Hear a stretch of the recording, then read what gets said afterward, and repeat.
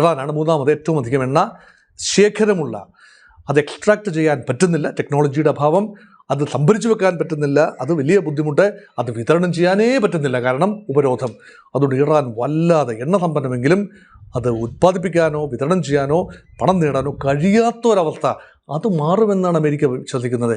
അങ്ങനെയെങ്കിൽ ഏറ്റവും പ്രധാനപ്പെട്ട 3 രാജ്യങ്ങൾ, അവരോടൊപ്പം നിൽക്കുന്ന ഗൾഫ് മേഖല രാജ്യങ്ങൾ ഒപ്പെക്കിൻ്റെ പിടി അയയുകയും അമേരിക്ക നിശ്ചയിച്ചുറപ്പിക്കുന്ന രീതിയിൽ എണ്ണവില മാറുകയും ചെയ്യുന്ന ഒരു ക്രമമാകും അമേരിക്ക ആഗ്രഹിക്കുന്നത്.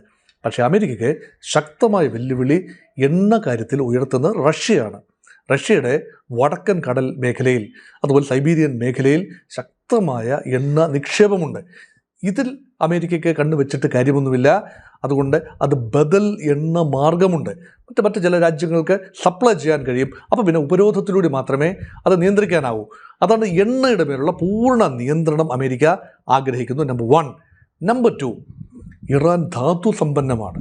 എവിടെയെല്ലാം ധാതുക്കളുണ്ടോ, ലവണങ്ങളുള്ളോ, ട്രംപിൻ്റെ ദൗർബല്യങ്ങളിൽ ഒന്നാണ് റെയർ എർത്ത്. ചൈന ഒന്ന് അമേരിക്കയ്ക്ക് നേരെ കണ്ണുരുട്ടി, ഞങ്ങൾ റെയർ എർത്ത് നൽകില്ല.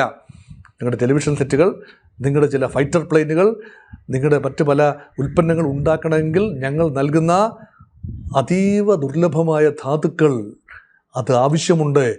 അതുകൊണ്ട് ചൈനയോട് അങ്ങനെ കളിക്കാനാവില്ല. എങ്ങനെയും ചൈനയിൽ, ഇപ്പം ലോകത്ത് ഏറ്റവും കൂടുതൽ ധാതുക്കൾ കയറ്റുമതി ചെയ്യുന്ന രാജ്യം ചൈനയാണ്. റെയർ എർത്താണ്, എല്ലാ ധാതുക്കളുമല്ല.